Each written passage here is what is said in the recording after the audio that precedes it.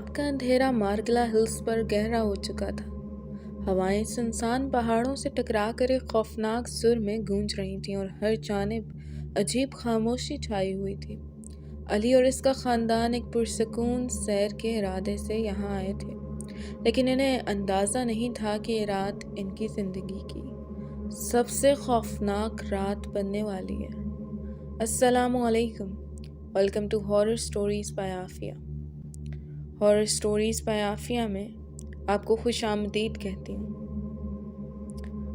दोस्तों, ये वाक़या इस्लामाबाद से अली ने मेरे साथ शेयर किया है। वाक़या सुनाऊंगी अली ही की ज़ुबानी। ये वाक़या मार्गला हिल्स का एक खौफनाक वाक़या है। तो आइए बढ़ते हैं वाक़ये की जानिब मज़ीद किसी देरी के बगैर। मैं अली अपनी बीवी फ़ातिमा और बच्चों सारा और अहमद के साथ मार्गला हिल्स की तरफ एक आम दिन गुजारने निकला था।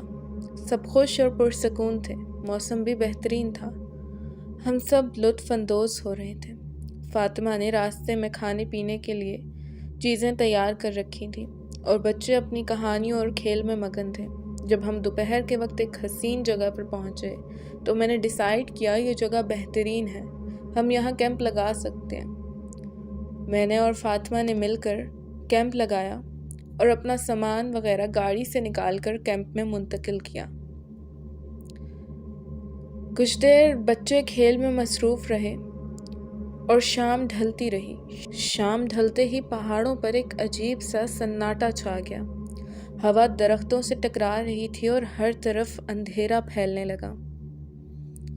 फ़ातिमा इस जगह पर कुछ मुतमईन नहीं थी।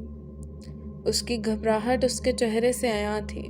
फ़ातिमा ने मुझसे कहा, अली, ये जगह ठीक नहीं लग रही, कुछ अजीब सा महसूस हो रहा है, हमें वापस जाना चाहिए। मैंने इसकी बात को मजाक में लेते हुए कहा, ये बस तुम्हारा वहम है, फिक्र मत करो, हम सब कुछ देर यहाँ एंजॉय करेंगे, फिर अगली सुबह यहाँ से निकल जाएंगे। हम सब कैंप में बैठे थे कि अचानक अहमद ज़ोर से चीखा, मामा, वहाँ कुछ है। जब हम सब ने इस जानिब देखा तो एक स्याह साया दरख्तों के पीछे से निकलकर हमारे कैंप की जानिब बढ़ रहा था। वो साया इंसान का नहीं लग रहा था।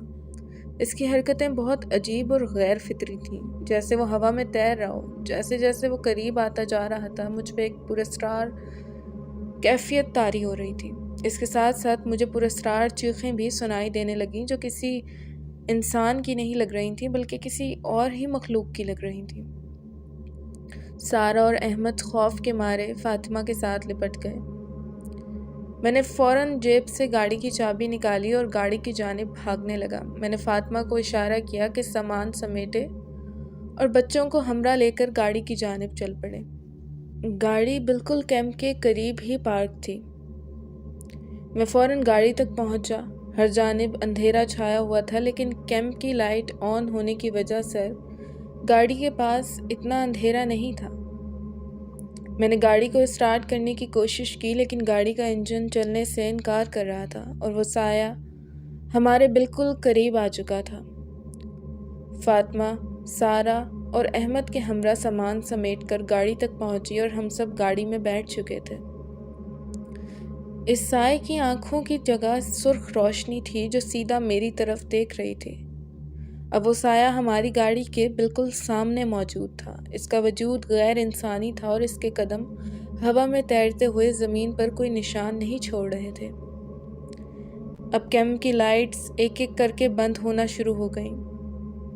हर तरफ अंधेरा फैल चुका था और गाड़ी भी साथ नहीं दे रही थी और सन्नाटा इतना गहरा था कि हमें अपनी सांसों की आवाज़ें तक सुनाई देने लगीं। अचानक कैंप के करीब एक पुराना दरख्त जोर से हिलने लगा, जैसे कोई इसे अपनी कुव्वत से उखाड़ने की कोशिश कर रहा हो। मैंने दरख्त की जानिब देखा और वहाँ एक और खौफनाक साया था जिसके हाथ लंबे और नोकीले थे और वो सीधा हमारी तरफ बढ़ रहा था। मुझे अचानक मार्गला हिल्स की एक पुरानी कहानी याद आ गई। कहा जाता था कि बरसों पहले एक काफिला इन पहाड़ों में लापता हो गया था और वो लोग कभी वापस नहीं लौटे। मकामी लोगों का कहना था कि इनकी रूहें अब भी इन पहाड़ों में भटकती हैं और जो कोई रात के वक्त यहाँ आता है वो इन रूहों की कैद में फंस जाता है। وہ سائے اب ہم سے چند قدم کے فاصلے پر تھے۔ میں نے ایک بار پھر گاڑی کو سٹارٹ کرنے کی کوشش کی لیکن انجن نہیں چلا۔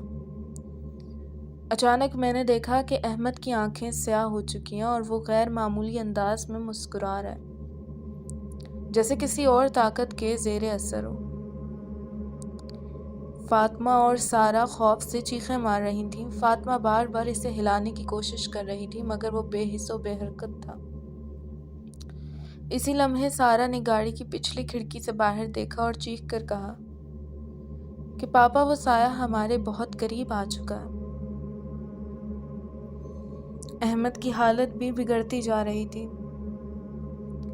وہ اپنے ہوش و حواس کھو بیٹھا تھا۔ میں نے فاطمہ اور سارہ سے کہا کہ آیت الکرسی کا ورد شروع کریں۔ ہم تینوں نے مل کر آیت الکرسی کا ورد شروع کر دیا۔ میں نے ہمت کر کے گاڑی کو ایک آخری بار سٹارٹ کرنے کی کوشش کی اور حیرت انگیز طور پر انجن چل پڑا۔ ہم فوراً گاڑی آگے بڑھانے لگے لیکن وہ سایہ ہمیں پکڑنے کے لیے تیزی سے ہمارے پیچھے آ رہا تھا۔ جیسے ہی ہم پہاڑ کی ڈھلان سے نیچے پہنچے، سایہ دھند کی طرح غائب ہو گیا۔